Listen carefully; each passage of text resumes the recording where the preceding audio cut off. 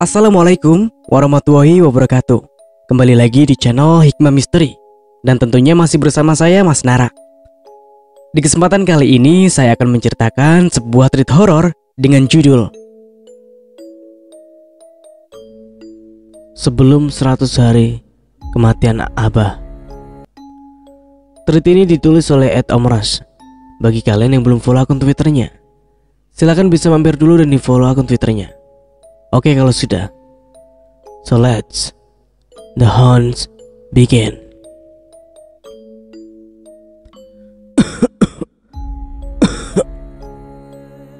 Sari menarik nafas panjang ketika mendengar suara batuk seseorang dari samping rumah. Nampaknya ia sudah tahu siapa yang datang. Tidak berapa lama, terdengar suara ketukan di pintu kamar kosnya. "Abah mau apa?" ujar Sari bertanya dengan wajah yang kurang suka. "Abah dengar kalian mau batajak atau memulai pembangunan rumah." "Apa itu benar, Sar?" tanya Abah dengan suara serak. "Ya benar. Saya sudah memberitahu umahnya Ranti kemarin. Mungkin dia tidak ingin memberitahu Abah," jawab Sari terdengar ketus. Umahnya atau ibunya Ranti itu adalah ibu tiri dari Sari. Sari dan ibu tirinya memang tidak pernah akur, karena Sari menganggap ibu tirinya itu adalah wanita jahat yang menikahi ayahnya hanya karena harta. Itu dibuktikan dengan ketidakpedulian ayahnya yang kemungkinan terkena hasutan dari ibu tirinya pada Sari semenjak dari Sari masih gadis sampai ketika ia menikah. Sang ayah hanya datang untuk mewakilkan nikah saja. Itu pun Sari memohon-mohon bagai pengemis pada ibu tirinya. Barulah si ibu tiri mau mengizinkan ayahnya Sari untuk menjadi wali nikahnya. Dan 2 tahun setelah pernikahannya Sari dikaruniai anak. Namun pada saat itu suaminya diberhentikan kerja, sehingga mereka terpaksa menggunakan uang tabungan lahiran untuk bertahan sementara suaminya mencari pekerjaan. Akan tetapi pada akhir 2019, saat itu tidak mudah untuk mencari pekerjaan. Alhasil ketika sudah tiba waktunya melahirkan, Sari dan suaminya benar-benar tak memiliki uang selain Rp5.000 di dalam dompetnya yang ia simpan sebagai papikat. Pada saat itu Sari menyuruh suaminya untuk meminjam uang pada ayahnya untuk biaya lahiran. Meski awalnya ragu dan tidak mau, namun akhirnya Dani menuruti keinginan sang istri. Ia meminta pinjaman pada ayah mertuanya. Tapi ayah Sari sama sekali tak mau meminjamkan mereka uang, dan bahkan si ayah menyalahkan Dani habis-habisan. Akhirnya Dani pulang dengan tangan kosong dan perasaan malu yang tak karuan. Tetapi nampaknya Tuhan punya rencana lain. Dani bertemu dengan Pak Kambali yang merupakan pengawasnya dulu ketika masih bekerja di perusahaan tambang batu bara. Mereka berbincang cukup lama saat itu. Lalu kemudian Pak Kambali bersedia meminjamkan uang sebesar Rp5 juta untuk biaya persalinan Sari. Dani juga disuruh untuk segera membuat berkas lamaran kerja yang baru. Dan rupanya kelahiran anak laki-laki pertama mereka itu benar-benar membawa berkah. Kabar baik datang bertubi-tubi. Berkas Dani lulus seleksi dan akan dites pada tanggal yang sudah ditentukan. Sekitar 1 bulan setelahnya Dani pun resmi bekerja pada salah satu perusahaan yang tak kalah besar dengan tempat kerjanya dulu. Dan di sana ia bekerja sebagai pimpinan tambang dengan gaji yang lumayan besar. Dalam 1 tahun saja mereka akhirnya bisa membeli sebidang tanah beserta bahan-bahan bangunan untuk rumah seperti tiang dan lain-lain. Abah menghela nafas panjang. Maaf bila perlakuan Abah tempo hari membuat kalian sakit hati. Abah hanya yang lalu tidak usah diungkit. Sekarang kami sudah bahagia. Dan alhamdulillah sudah bisa membeli sebidang tanah dengan hasil keringat sendiri. Potong Sari cepat. Kalau memang Abah tak ada perlu lagi, lebih baik Abah pulang. Takut nanti disangka umahnya Ranti saya minta uang pada Abah. Dan lagi, nampaknya Abah kurang sehat. Lanjut Sari seolah tak membiarkan ayahnya mengatakan sesuatu. Lelaki parubaya itu menghela nafas panjang. Matanya nampak sayu. Ini telur angsa busuk. Kalau kalian bertajak, nanti tanam telur angsa ini di depan rumah baru kalian, agar tidak terkena santet ataupun guna-guna kiriman ilmu hitam, ujar ayahnya Sari seraya memberikan 1 buah telur angsa yang ditaruh di dalam kresek. Dengan enggan, Sari menerima kantong kresek berisi telur angsa tersebut. Setelah abahnya pergi, Sari lantas masuk ke dalam rumah dan meletakkan telur angsa itu begitu saja. Ia lanjut memainkan smartphone-nya melihat resep makanan di internet. Apa ini sayang? Tanya Dani ketika baru pulang kerja. Oh, itu telur angsa busuk. Dikasih Abah. Buang saja. Janganlah. Abah memberi telur ini pasti ada tujuannya. Tadi Abah bilang tidak. Buat apa telur angsa busuk ini? Sari kemudian memberitahu suaminya. Setelah itu Dani nampak mengangguk. Buang aja lah. Aku gak percaya hal-hal yang begitu, ujar Sari. Ish, jangan dibuang. Ini maksud Abah bagus. Niatnya bagus. Namun belum selesai suaminya berbicara, Sari mengambil telur itu dan lalu melemparnya keluar rumah hingga pecah. Sari,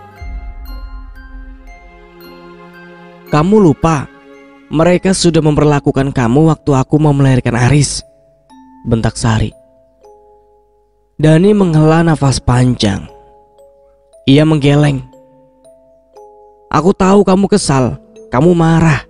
Ya jujur, waktu itu pun aku sama Sar, sama. Tapi bagaimanapun dia itu ayah kamu, orang tua kandung. Kamu, apapun itu yang dia berikan, kita harus jaga, harus hormati, ujar Dani. Mudah ya kamu bicara begitu. Mulai sekarang aku tidak mau lagi mendengar ataupun apapun itu tentang kelakuanmu yang tidak bisa menghormati ayahmu. Aku tidak mau istriku jadi anak yang durhaka. Tidak salah kalau kamu menyalahkan aku. Aku terima itu. Tapi satu yang harus kamu ingat, aku punya alasan di balik semua itu, ujar Sari berusaha menyudahi pertengkaran mereka. Sayang, aku minta maaf. Aku tahu sulit buatmu memaafkan Abah. Tapi setidaknya tidak seharusnya kamu memperlakukan beliau begitu, ucap Dani lirih. Saat akan menutup tirai kaca depan, Dani terkisap kaget melihat makhluk yang mencilati cairan telur angsa busuk itu. Makhluk itu nampak memiliki kaki yang panjang dan bungkukan di belakangnya. Apa itu? Gumam Dani. Cepat, tutup tirainya. Makanan sudah siap. ujar Sari dari arah dapur mengagetkannya. Dan ketika Dani memalingkan wajahnya kembali menatap keluar, ia sudah tak melihat makhluk aneh itu lagi. Apa mungkin cuma perasaanku saja? Ia membatin. Srek. Setelah menutup tirai, Dani pun lantas langsung berjalan ke dapur, menyusul istrinya yang sudah menyiapkan makanan untuknya. Kok lama? Itu tadi aku ada melihat sesuatu. Kakinya panjang dan memiliki punuk, menjilati telur busuk yang kamu lempar keluar tadi. Ah, mungkin itu si Uleti, kambingnya Pak Bani. Kambing? Bukan ah. Kaki kambingnya Pak Bani itu pendek. Kalau makhluk yang tadi aku lihat, itu kakinya panjang.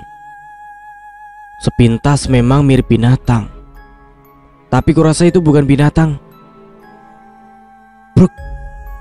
Tiba-tiba terdengar suara benda jatuh dari atas atap dapur, membuat mereka berdua kaget. Dari dalam kamar terdengar suara tangisan. Ah, Aris pasti bangun gara-gara suara tadi. Kamu makan duluan saja ya. Aku mau nyusuin Aris dulu. Hari itu Sari terlihat sangat sibuk menyiapkan segala sesuatu dan keperluan untuk Batajak. Sementara Dani sudah sejak pagi tadi berangkat ke lokasi tanah mereka bersama beberapa orang bapak-bapak tetangga di sekitar kosnya. Kak Sari, ini langsung dibawa ke sana ya?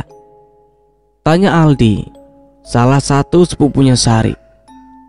Iya Di, bawa saja langsung ke sana. Nanti kakak nyusul sama Rini ya. Proses Batajak ke rumah itu lancar dan tidak ada halangan apapun. Intan lantakan yang sudah disiapkan oleh Dani sebelumnya juga sudah dipasang dan dimasukkan ke dalam tiang rumah bagian atas. Sekitar pukul 9-an, acara selamatan pun dimulai. Saat orang-orang mulai menyantap hidangan yang disediakan dan menatap lekat ke arah jalanan, di sana juga ada istrinya yang sedang bermain dengan anaknya. Abah tidak datang. Sari menghela nafas. Kamu lihat dia ada? Tidak ada kan? Itu berarti dia tidak datang, jawab Sari. Mungkin Abah tidak enak badan. Ya sudah, nanti tolong bungkuskan makanannya ya. Aku mau antar ke rumah Abah. Ngapain sih? Paling juga nanti makanannya dibuang sama umanya Ranti. Tidak akan dimakan. Mau makanannya dibuang atau tidak, yang penting niat kita baik dan sudah melakukan tugas sebagai seorang anak. Sari menatap lekat ke arah suaminya. Laki-laki itu tidak hanya tampan, tapi juga memiliki hati yang baik. Jujur saja, Sari pun kagum dengan sifat baik suaminya tersebut. Kok melamun? Kamu pasti belum makan kan? Mau aku suapi, ujar Dani. Singkat cerita, pembangunan rumah Dani dan Sari sudah hampir jadi. Tinggal sedikit lagi maka rumah itu akan bisa mereka tempati. Dan setiap harinya, Sari selalu sibuk di rumah barunya itu untuk membersihkan dan mengarahkan tukang untuk menata rumahnya sesuai dengan yang ia inginkan. Minggu depan rencananya bila sudah selesai semua, mereka akan segera pindah ke rumah baru tersebut. Dan selama itu pula lah, ayahnya Sari tak pernah lagi datang mengunjunginya. Menurut kabar, ayahnya Sari sakit-sakitan. Tapi Sari tak ambil pusing. Meski di dalam hatinya ia masih lagi menyayangi ayahnya tersebut. 10 hari telah berlalu. Sari dan Dani sudah resmi pindah dari kosan ke rumah baru mereka. Banyak sekali sepupu dan keluarga Sari lainnya yang datang berkunjung, kecuali ayahnya. Hingga larut malam, barulah Sari selesai beberes. dan suaminya masih belum pulang kerja. Tok tok tok tok. Suara ketukan terdengar dari luar. Sari tersenyum karena mengira yang datang itu adalah suaminya. Namun setelah pintu dibuka, ia nampak kaget melihat ayahnya berdiri dengan wajah menunduk. "Abah? Abah ngapain kesini malam-malam begini?" ujar Sari mencecar ayahnya dengan pertanyaan. Tetapi lelaki parubaya itu hanya terdiam. "Abah mau lihat Aris." Lagi-lagi tak terdengar jawaban. Dengan ragu, Sari memegang tangan ayahnya untuk mengajaknya masuk ke dalam rumah. Alis Sari terlihat mengerut ketika telapak tangannya sudah menyentuh lengan sang ayah. Rasanya dingin sekali. "Tangan Abah kok dingin?" "Ya sudah, Abah tunggu di sini ya. Sari mau membuatkan teh panas dulu," lanjut Sari. Namun tetap sama tak ada jawaban dari ayahnya yang duduk dengan wajah menunduk tersebut. Di dapur saat Sari meraih toples gula, ia tiba-tiba saja merinding. Mungkin hanya perasaanku saja. Di luar kan udaranya memang dingin sekali. Gumam Sari seraya bergegas membuatkan teh untuk ayahnya. Sari menghela nafas lega begitu melihat ayahnya masih duduk. Namun kini wajahnya menatap keluar jendela. "Bah, kenapa waktu kami batajak Abah tidak datang?" Dani terus menanyakan Abah saat itu. "Oh ya, makanan yang Dani antar waktu itu apa Abah makan?" Hening. Hanya suara rintik hujan yang jatuh di atas atap seng itu yang terdengar. Sari merasa canggung dengan suasana saat itu. Dengan ayahnya tak seperti biasa. Tok tok tok tok tok. Suara ketukan di luar terdengar keras dan tergesa. "Sebentar ya, Bah. Mungkin itu Dani sudah pulang," ujar Sari seraya beranjak menuju pintu. Tubuh Dani basah kuyup. Raut wajahnya nampak lain kala itu. "Kamu kenapa?" "Oh iya, di dalam ada Abah. Tapi dari datang tadi dia cuma diam. Mungkin sakit." Dani mengerutkan keningnya. "Kamu belum dapat kabar?" ujar Dani bertanya. "Kabar apa?" "Abah. Abah apa?" "Abah, Sar. Abah meninggal," ujar Dani terbata-bata. Sari menaikkan ujung bibir atasnya. "Sudah jangan mengada-ngada. Tuh, Abah ada di dalam. Cepat ganti bajumu dan segeralah temui Abah. Mungkin ada sesuatu yang ingin dia sampaikan sama kamu." "Sari, lihat mataku. Apa aku terlihat tengah berbohong?" "Aku serius, Sar. Aku pun dapat kabar dari Aldi." Mendengar perkataan suaminya itu, Sari lantas menarik masuk tangan suaminya. Namun begitu sampai di dalam, mereka tak menemukan siapapun selain segelas teh panas yang masih mengepulkan asap. "Bah, Abah," panggil Sari. Sari mencari-cari keberadaan ayahnya ke segala ruangan, namun tak menemukannya. "Sari, Abah sudah meninggal pukul 4 sore tadi. Keterlaluan sekali, mereka tak ada satupun yang mengabarimu." Sari terduduk. Kakinya benar-benar terasa lemas saat itu. Isak tangisnya mulai terdengar. Malam itu juga setelah Sari gak tenang, mereka langsung pergi menuju ke rumah Abah. Saat melihat tubuh abahnya yang sudah terbujur kaku ditutupi kain, tangisan Sari kembali pecah. Penyesalan langsung menyergap hatinya. Abah, Sari minta maaf, Bah, isaknya. Abah, Sari, panggil seorang lama-lama terdengar. Sari tak sadarkan diri. Ia benar terguncang kala itu. Ketika ia terbangun, rupanya malam sudah berganti pagi. Orang-orang juga sudah mengkafani ayahnya. Mana Sari? Tanya bapak-bapak yang mengkafani.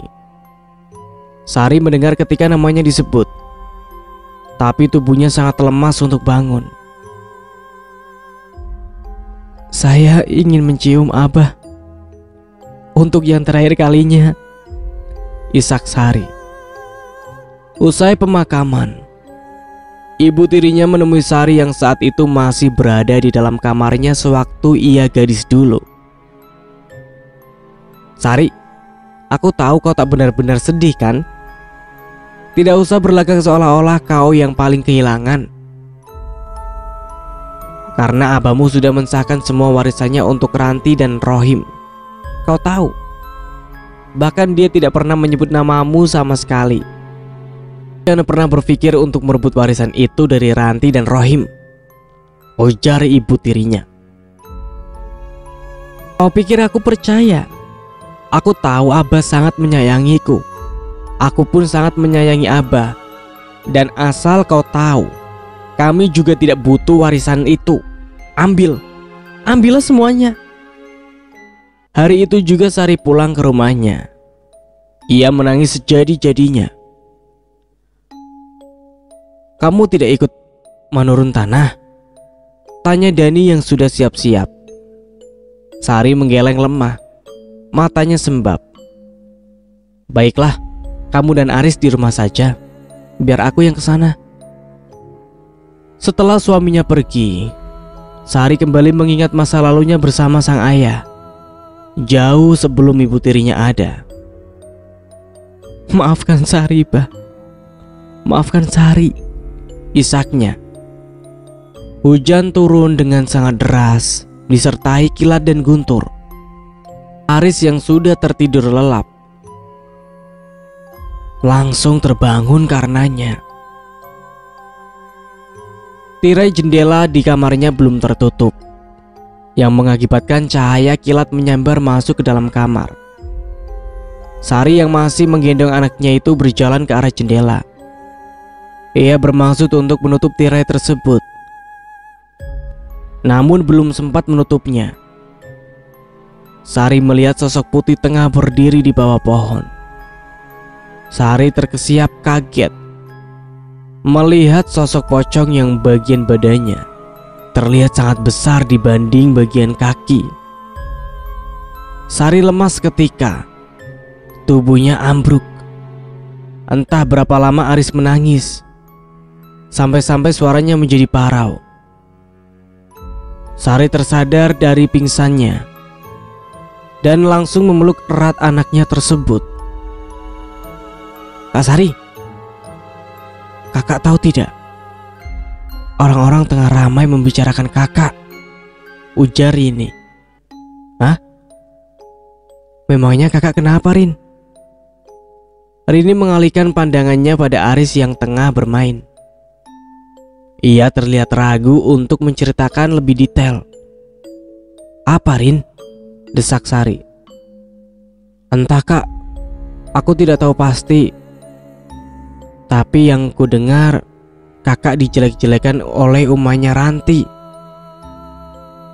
Sari menghela nafas panjang, lalu tersenyum menatap Rini. Biarkan saja. Apapun yang mereka bicarakan tentang kakak, kakak tidak peduli. Mereka hanya melihat dari luar dan kakak tidak mempermasalahkan tanggapan mereka pada kakak. Karena yang tahu pasti tentang diri kakak cuma kakak sendiri. Dan lagi, seberapa detail pun kakak menjelaskan tentang diri kakak ke orang lain, kalau mereka sudah tidak suka ya mereka tidak akan mendengar dan percaya. Begitu juga kalau orang sudah menyukai kita, mereka tidak akan mempertanyakan atau apapun tentang kita. Jadi Biarkan saja mereka menilai, ucap Sari. Oh iya, gimana kalau kamu nginap di sini aja, Rin? Sekolah online kan? Tanya Sari. Aduh, maaf kak, tapi aku ada tugas dari mama. Sari menghela nafas, kemudian mengangguk. Sore hari, memasuki hari ke-6 setelah meninggalnya sang ayah. Sari tampak tengah asyik memasak di dapur, ditemani Aris yang asyik bermain. Setelah selesai memasak untuk bekal suaminya, Sari mendadar telur untuk Aris. Ia menyuapi Aris yang makan dengan sangat lahap itu. Selepas maghrib, Aris sudah tertidur. Menjelang Isya, terdengar suara geradak-geruduk di atas atap, membuat Sari sedikit ketakutan. Ia pun mengencangkan volume televisi untuk menyamarkan suara-suara di atap. Sementara itu, ia asyik chattingan dengan Rini dan Aldi. Brak! Suara jendela terbuka dengan sangat keras. Lampu tiba-tiba mati. Cetop! Suara mirip seperti letupan terdengar. Sari menelan ludahnya. Ia mulai ketakutan. Sementara itu jendela kamarnya terbuka dan tertutup dengan sendirinya, menimbulkan suara keras. Takut anaknya terbangun dan rewel. Akhirnya Sari memberanikan diri untuk mengunci jendela. Namun langkahnya terhenti begitu ia melihat sosok pocong itu tengah menatapnya. Kepala Sari mulai terasa pening ketika ia melihat sosok itu perlahan-lahan menghilang. Abah, gumamnya dengan bibir gemetar. Sekitar pukul 3 dini hari, Sari merasakan rasa sakit yang teramat sangat pada perutnya. Ia berbalik kiri dan kanan sembari menahan rasa sakit di perutnya. Keringat dingin membasahi wajahnya. Sari merasa seperti ada sesuatu yang bergerak di dalam perutnya, di bagian pinggang ke atas. Sari merasa seperti ditusuk-tusuk dengan jarum. Selama hampir 1 jam lebih ia merasakan sakit di perutnya. Akhirnya setelah terdengar azan subuh, sakit yang ia rasakan mulai berangsur hilang. Sekitar pukul 5 pagi, Dani pulang dengan wajah yang lesu dan tubuh yang berbau minyak solar. Kamu kenapa? Sakit? Tanya Dani begitu melihat wajah istrinya yang pucat. Perutku rasanya sakit sekali. Punggungku seperti ditusuk-tusuk jarum. Hah? Lalu sekarang bagaimana? Kamu sudah minum obat? Sebentar, aku mandi dulu ya. Nanti aku pijit, ujar Dani bergegas mengambil handuknya. Dani bersikeras memijit punggung istrinya. Meski saat itu ia juga kelelahan karena kerja malam. Sudah, aku tidak apa-apa, ucap Sari lirih. Malam ini kamu ke rumah Abah? Iya, kamu dan Aris ikut. Sari menggeleng pelan, tanda ia tak ingin ikut. Hari itu Sari sengaja menidurkan anaknya di sore hari, agar nanti malam Aris tetap terjaga dan bisa dijadikan teman untuk mengurangi rasa takutnya. Malamnya sesuai dengan perkiraan Sari, Aris tidak tidur dan masih asyik bermain mobil-mobilan di depan TV. Dani juga sudah pergi sejak pukul 6 sore tadi. Mam, ujar Aris yang saat itu menagih untuk makan. Sari berjalan ke dapur untuk mengambil nasi dan telur dadar yang berada di dalam tudung saji. Tiba-tiba suara seperti benda jatuh di atap kembali terdengar, diiringi dengan suara peletop mirip sesuatu yang pecah atau meledak. Sari yang mulai berpikiran tak karuan itu lantas berlari masuk ke dalam tanpa membawa makanan untuk anaknya. Brak! Jendela lagi-lagi terbuka dan tertutup dengan sendirinya. Padahal Sari ingat betul kalau jendela itu sebelumnya sudah ia kunci dengan rapat. Angin yang berembus membawa aroma tak sedap dari luar. Bau itu membuat Sari mual dan perutnya kini menjadi sakit. Rasa sakitnya sama persis dengan yang ia rasakan pukul 3 dini hari semalam. Saat ia mencoba menutup jendela, ia melihat sosok pocong itu lagi tengah menatapnya dengan jarak yang semakin dekat dari malam-malam sebelumnya. Suara seperti bisikan terdengar menyebut namanya. Sari, Sari. Dan kemudian sosok pocong itu menghilang. Abah? Apa itu Abah? Gumam Sari meringis. Bruk.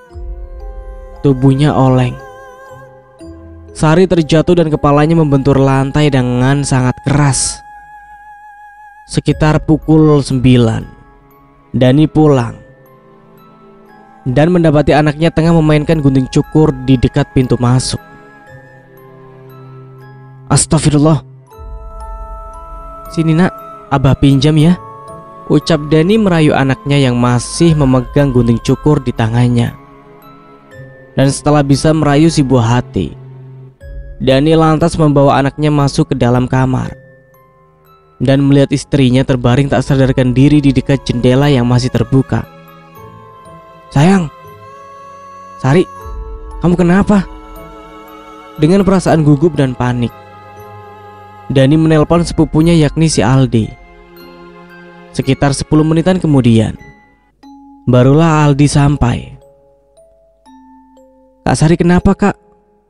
Tidak tahu Al, tadi saat kakak masuk ke kamar, keadaannya sudah begini. Bisa kakak minta tolong sama kamu? Bisa kak? Kakak akan memanggil Pak Mantri kemari. Dan tolong jaga Aris dan Kak Sarimu ya. Aldi mengangguk dan cepat langsung meraih tubuh Aris, membawanya ke dalam gendongan. Setelah Dani pergi, Aris mulai menangis dan rewel. Aldi berpikir untuk mungkin karena malam sudah larut dan masuk waktunya Aris untuk tidur. Ia berusaha menenangkan Aris, mengajaknya bercanda dan bermain. Tapi nampaknya usaha Aldi tidak begitu berhasil. Tangis Aris malah semakin keras, membuatnya Aldi menjadi panik. Untungnya tidak berapa lama kemudian Dani datang bersama Pak Mantri. Pak Mantri memeriksa keadaan Sari yang masih tak sadarkan diri. Kena mah ini Pak, ujar Pak Mantri. Sebelum pulang ia memberikan beberapa jenis obat untuk diberikan pada Sari. Ya Allah, ucap Dani. Perasaan Kak Sari tidak punya penyakit mah. Dani menggeleng. Entahlah Al. Dani pun bingung. Sekitar pukul 11 malam, Sari mulai siuman. Ia mengeluhkan kalau perutnya terasa sakit dan bagian pinggang ke atas terasa seperti ditusuk-tusuk jarum. Membuat Dani mulai curiga kalau yang terjadi pada istrinya itu bukanlah penyakit medis. Ia pun kembali teringat tentang telur angsa busuk pemberian almarhum mertuanya itu. Tentu ada sesuatu yang dirahasiakan mertuanya, tapi beliau berusaha melindungi Sari dengan caranya sendiri. Tapi apa? Batin Dani. Ringisan kesakitan dan isakan tangis Sari mengagetkan Dani yang tengah melamun itu. Sakit sekali, isak Sari. Kedua tangannya dia tekankan pada perutnya. Untungnya saat itu Aldi masih ada di sana. Jadi Dani bisa mengajaknya untuk bertukar pikir tentang Sari. Sudah setengah 12 kak. Toko obat dan Pak Mantri pasti sudah pada tutup. Aku curiga Al. Apa jangan-jangan sakitnya Kak Sarimu ini bukan sakit biasa? Maksud Kak Dani, Kak Sari kena santet? Tanya Aldi menerka-nerka. Dani mengangguk. Aldi menutup mulutnya dengan tangan. Bagaimana kalau aku panggilkan Ustadz Saufi saja kak? Beliau mungkin bisa datang, usul Aldi. Ini mengangguk tanpa pikir panjang. Kamu tak apa-apa pergi sendirian? Jauhkah rumahnya? Di desa sebelah kak. kebetulan adiknya beliau adalah temanku, si Shauki. Dani mengangguk dan memberikan uang 100 ribuan pada Aldi untuk jaga-jaga. Suasana hening setelah kepergian Aldi. Aris sudah tertidur pulas di sebelah ibunya. Dani pun juga mulai merasakan kantuk, sehingga ia memutuskan untuk membuat kopi guna menahan kantuknya. Menit-menit berlalu, terasa sangat membosankan dan lama. Dani menghidupkan TV dan menonton acara TV pada saat itu. Sesekali ia melihat ke arah anak dan istrinya. Meskipun matanya lekat menatap ke layar TV, tapi pikirannya melayang-layang entah kemana. Abah menyuruh menanam telur angsa busuk itu pasti ada maksud tertentu. Apalagi kegunaannya untuk menangkal ilmu hitam. Berarti Abah sudah tahu dari awal kalau ada sesuatu yang akan terjadi pada kami, terutama Sari. Ya Allah, semoga saja dugaanku ini tidak benar. Sekitar 1 jam berlalu. Suara deru motor memasuki halaman rumah terdengar jelas. Assalamualaikum, ucap seseorang. Waalaikumsalam. Silakan masuk Pak Ustadz, jawab Dani. Setelah berbasa-basi singkat, Pak Ustadz minta izin Dani untuk melihat keadaan Sari. Mulut Ustadz Syaufi berkomat-kamit membaca doa. Dan tidak disangka, tubuh Sari meresponnya dengan tidak terduga. Sari menggeliat-geliat sambil meringis menahan sakit. Jelas, puncak sakitnya itu terletak pada bagian perut. Sari menggelinjang kesakitan. Tangannya meramas perutnya sendiri. Seakan-akan ia hendak mengeluarkan sesuatu dari perutnya yang menjadi penyebab rasa sakit tersebut. Aduh, sakit. Beberapa kali tubuh Aris kecil bergerak-gerak karena kaget. Aldi dengan sigap menggendong keponakannya itu dan membawanya menjauh dari kasur. Sementara Dani ke dapur untuk mengambil air putih yang diminta oleh Ustadz Syaufi. Air itu dibacakan doa dan diminumkan sedikit pada Sari. Tubuh Sari berkeringat dingin. Tubuhnya menggigil dan mendengkur dengan sangat keras. Istrimu terkena kiriman. Aku tidak berani untuk mengobatinya, tapi aku akan membantu untuk menghubungi salah satu guruku yang lebih paham dan berpengalaman dalam hal seperti ini, ujar Ustadz Syaufi. Dani menarik nafas panjang. Dugaannya tentang Sari yang terkena santet rupanya benar terbukti. Tapi Sari masih bisa disembuhkan, insya Allah. Tubuh Dani seolah lemas. Ia benar-benar tak menyangka. Malam itu Ustadz Syaufi pulang diantar Aldi. Ia berjanji besok pagi akan menemui gurunya dan membawa sang guru ke rumah Dani.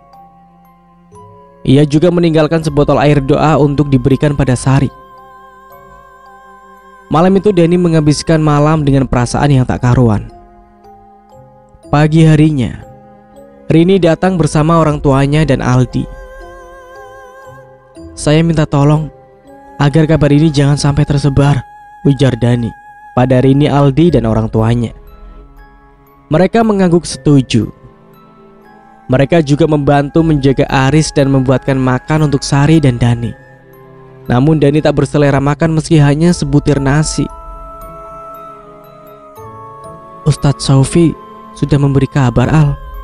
Tanya Dani lirih. Belum, Kak. Kakak tunggu saja. Insya Allah tidak akan lama lagi beliau akan memberi kabar.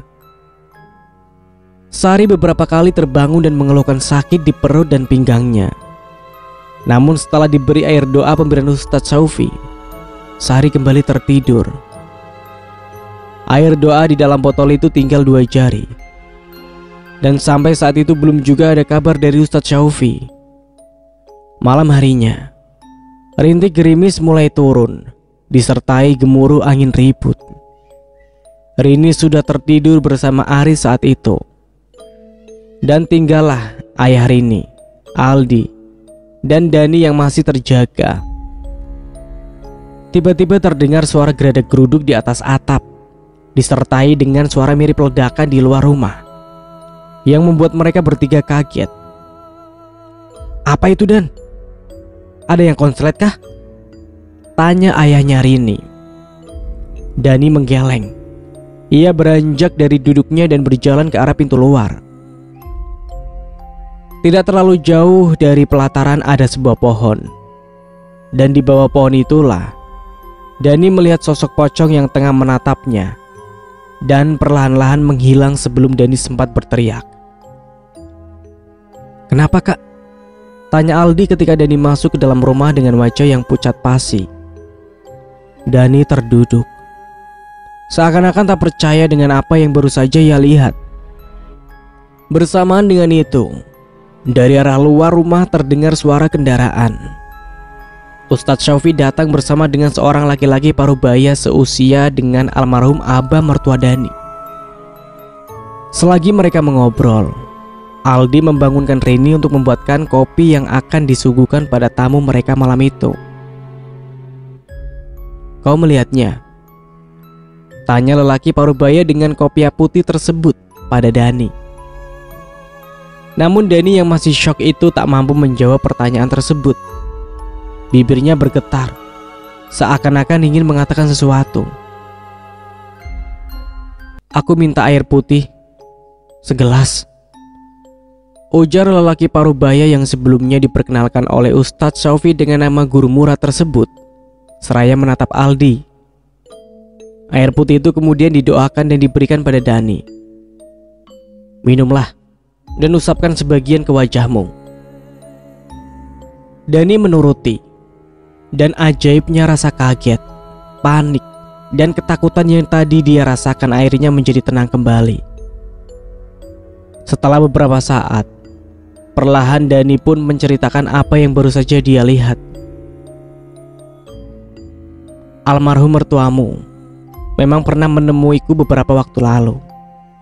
Dan belum selesai perkataan guru Murad, dari dalam kamar terdengar suara rintihan Sari yang terdengar sangat memilukan. Sontak saja mereka semua berlari masuk ke dalam kamar. Tak ketinggalan Rini yang juga ikut berlari karena ketakutan. Guru Murad mengulurkan tangannya beberapa senti di atas tubuh Sari yang menggeliat-geliat menahan sakit. Dan ketika tangannya sampai di bagian perut, beliau seolah tengah meraba dan menyentuh sesuatu yang tak kasat mata. Wajah guru Murad berubah, alis matanya mengerut. "Astagfirullahaladzim," gumamnya. "Apa kalian punya tapih bahalai?" tanya guru Murad. Dani mengangguk dan segera mengambil tapih bahalai yang berada di dalam lemari. "Tutup bagian leher sampai ujung kakinya dengan bahalai ini, dan tolong carikan aku kelapa." "Kelapa? Malam-malam begini warung sudah tutup, Pak," sela Rini. "Kalau harus menunggu besok, dia yang kasihan." "Saya tahu di mana bisa mendapatkan kelapa," ujar Aldi, dan setelah berkata seperti itu, ia langsung berlari keluar rumah. Sekitar puluhan meter dari rumah Sari dan Dani, Aldi menemukan pohon kelapa di dekat jalan. Ia tak tahu siapa pemilik kelapa tersebut. Namun yang pasti Aldi bergegas memanjat pohon tersebut. Setelah berhasil mendapatkan kelapa itu dengan sangat bersusah payah, Aldi pun pulang. "Letakkan kelapa itu di situ," ujar guru Murad. Kelapa yang masih baru dipetik itu rupanya dijadikan media untuk memindahkan santet tersebut.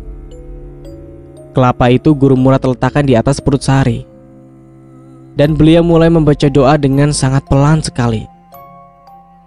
Sekitar hampir 10 menitan berlangsung. Tangan guru Murad yang masih memegang kelapa di atas perut Sari itu nampak berkeringat.